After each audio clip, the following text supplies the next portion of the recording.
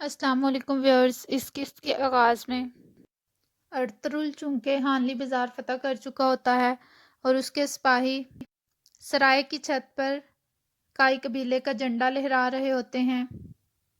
بازار کے تمام لوگ سرائے کے سامنے جمع ہو گئے ہوتے ہیں۔ اس کے بعد ایک سپاہی سرائے کی چھت پر اذان دیتا ہے۔ اتنے میں جاندار صاحب بھی وہاں تشریف لے آتے ہیں۔ جاندار یہ سب کچھ دیکھتا ہے اور کہتا ہے، اب ان سرزمینوں پر ارطغرل ہمارا سب سے بڑا دشمن ہوگا۔ آلیار کہتے ہیں، دشمن بابا، یہ آپ کیا کہہ رہے ہیں؟ جاندار کہتے ہیں، ارطغرل یہاں ہی نہیں رکے گا، وہ صرف سرائے اور بازار کو ہی نہیں پکڑے گا بلکہ وہ اس سے آگے چلتا جائے گا اور وہ بہت سارے فتوحات حاصل کرے گا۔ اس کا قبیلہ بے شک چھوٹا ہے اور وہ تمام بھائی علیحدہ ہو چکے ہوئے ہیں، لیکن وہ ہم سے آگے بڑھ جائے گا اور ارطغرل بہت سے قبیلوں کی روشنی بنے گا۔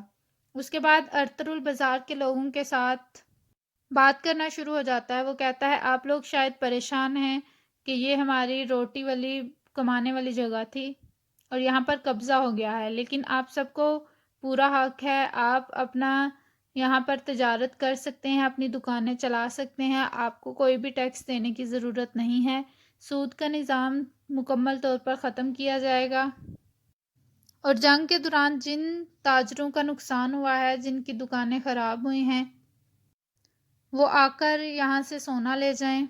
میرے سپاہی ان کو جتنا ان کا نقصان ہوا ہے اس کے مطابق سونا دیں گے۔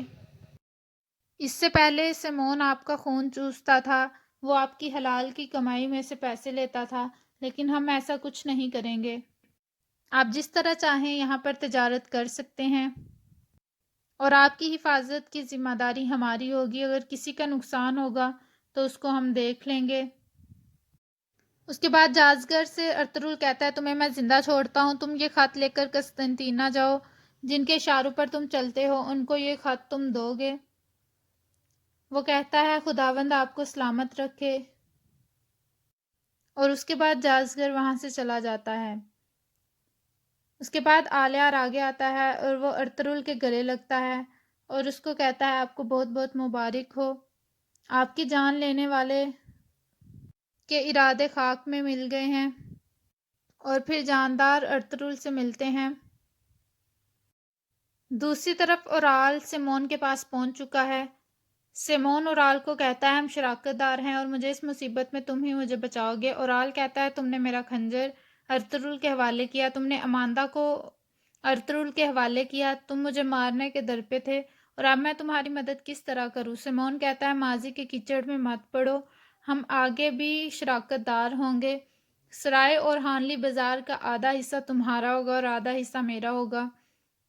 اورال کہتا ہے، تم نے مجھے بیوقوف سمجھا ہے، تم میرے جانی دشمن تھے اور اب میں تمہیں کس طرح سے چھوڑ سکتا ہوں؟ اس کے بعد اورال اور سیمون لڑنا شروع کر دیتے ہیں اور پھر سیمون گر جاتا ہے اور اورال اس کے اوپر تلوار رکھ دیتا ہے۔ اتنے میں وہاں پہ ترگت آ جاتا ہے۔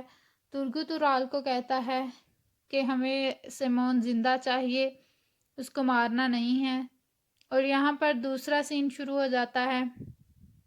ارطغرل اور جاندار صاحب سرائے میں موجود ہوتے ہیں۔ جاندار کہتے ہیں، آپ پہلے تاجر ہیں جنہوں نے کافروں سے اتنا سونا حاصل کیا۔ ارطغرل کہتا ہے کہ ہمارا جو پہلے کاروبار چل رہا ہے وہ شراکت داری ویسے ہی رہے گی، ہم وینس کے تاجروں کو ان کے ساتھ معاہدے کے طور پر جو قلینیں بیچنی ہیں وہ بیچیں گے۔ سرائے اب کارواں سرائے ہوگا، یہاں پہ مسلم اور غیر مسلم لوگ تجارت کریں گے۔ جاندار صاحب کہتے ہیں، یاد رکھیں قائرہ چائسر کے گورنر کو جب یہ پتہ چلا تو وہ آپ کو اپنے دشمنوں میں شامل کر لے گا۔ ارطغرل کہتا ہے، ایک بہادر دشمن کے بغیر کیسا بہادر ہوگا؟ ترگت کہتا ہے، اسے مت مارو۔ اتنے میں وہ سیمون کا کام تمام کر دیتا ہے۔ ترگت اسے گلے سے پکڑ لیتا ہے اور کہتا ہے، غدار، تم نے اسے مار دیا، وہ ہمارا قیدی تھا۔ دوسری طرف ارطغرل، جاندار اور اورال جگہ آتے ہیں جہاں پر ماریا زہر بناتی تھی۔ وہاں پر زہر والے پودے اور سانپ اور مکڑی وغیرہ ہوتے ہیں۔ جاندار کو توختامش یاد آ جاتا ہے اور وہ کہتا ہے کہ ان ذلیل انسانوں کی وجہ سے میں نے ایک اپنے بھائی جیسا دوست کھو دیا۔ آلیار کہتا ہے ارطغرل بھائی نے اس کا بدلہ لے لیا ہے بابا، اب آپ پریشان نہ ہوئیں۔ تک صاحب کہتے ہیں یہ تمام جڑی بوٹیاں زہروں والی ہیں، زہر بنانے والی ہیں، وہ ان تمام چیزوں کا استعمال کرتے تھے، اب سے ہمارے قبیلے صاف ہوں گے۔ ارطغرل کہتا ہے ہماری ریاست اور ہمارے قبیلے ایک نہ ایک دن پاک ہو جائیں گے ان دشمنوں کے زہر سے۔ ہم دشمنوں کو اپنے اندر داخل نہیں ہونے دیں گے۔ اور پھر ارطغرل کہتا ہے جیت کی خوشی میں ہمارے قبیلے میں دعوت ہوگی، ہمیں خوشی ہوگی اگر آپ شامل ہوں گے۔ جاندار صاحب کہتے ہیں جی ہم ضرور شامل ہوں گے۔ اس کے بعد بازار کا سین شروع ہوتا ہے۔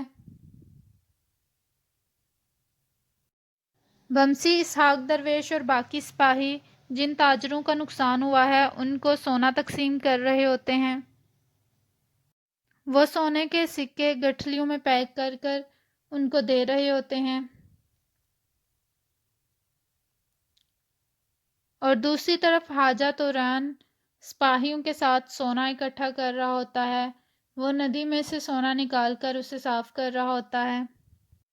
سپاہی ندی میں سے بالٹیاں بھر بھر کر حاجہ توران کو دے رہے ہوتے ہیں اور حاجہ توران چھاننے کی مدد سے اس میں سے پانی اور ریت علیحدہ کر کے سونا نکال رہے ہوتے ہیں۔ دوسری طرف اورال کا سپاہی یہ سب دیکھ رہا ہوتا ہے اور کہتا ہے میں نے تم بوڑھے کو ڈھونڈ لیا، آخر تم یہاں پر کیا کر رہے ہو؟ اس کے بعد اورال سعادتین کو پیک کے پاس جاتا ہے اور سعادتین کو پیک کو کہتا ہے آپ نے مجھے دھوکہ دیا، آپ جس کے ساتھ ڈیل کر رہے تھے وہ ایک ٹیمپلر نکلا۔ سعادتین کو پیک کہتا ہے ہمارا دشمن ارطغرل ہے اور تم نے کہا تھا کہ ارطغرل مرے گا۔ اورال کہتا ہے میں نے کہا تھا وہ مرے گا تو میں اس کو ماروں گا۔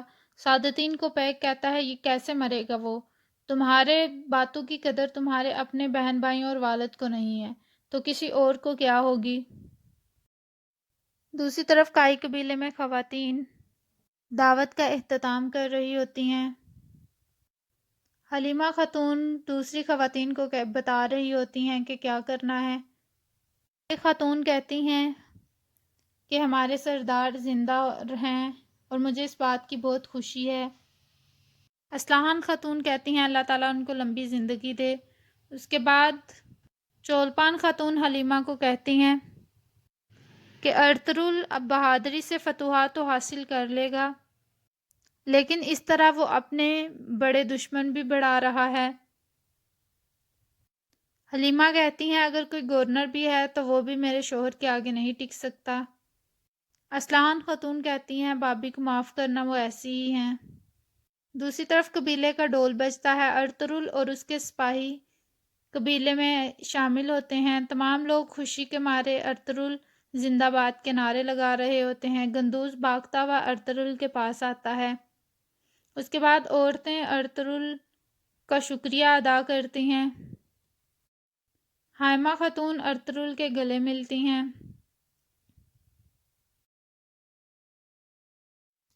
تمام لوگ بہت خوش ہوتے ہیں کہ انہوں نے ہانلی بازار فتح کر لیا۔ اس کے بعد ارطغرل حلیمہ کے گلے لگتا ہے، اصلاحان خاتون وہاں کھڑی ہے سب کچھ دیکھ رہی ہوتی ہیں۔ تمام لوگ ارطغرل زندہ باد کے نعرے لگاتے ہیں۔ دوسری طرف ترگت اور اس کے ساتھی سپاہی بھی قبیلے میں واپس آتے ہیں۔ ترگت بتاتا ہے کہ سیمون کو اورال نے مار دیا ہے، اتنے میں اورال بھی وہاں جاتا ہے اور وہ سیمون کی لاش کو پھینکتا ہے اور وہ کہتا ہے کہ ارطغرل میں نے تمہارا بدلہ لے لیا۔ اورال کہتا ہے بابا میں نے توختامش کا بھی بدلہ لے لیا ہے۔ ارطغرل یہ سب کچھ دیکھ رہا ہوتا ہے لیکن وہ اورال سے کچھ نہیں کہتا، وہ بس اسے یہی کہتا ہے کہ تمہارا بہت شکریہ۔ اورال کہتا ہے کہ تم نے ہمیں بتایا نہیں، ہم بھی تمہارے ساتھ سرائے پر قبضہ لینے کے لیے جاتے۔ ارطغرل کہتا ہے اگلی بار ہم ضرور جنگ پر جائیں گے۔ دوسری طرف حاجہ توران سونا نکال رہا ہوتا ہے اور وہ خوشی کے مارے چیخ کر بتاتا ہے کہ ہمیں سونا مل رہا ہے۔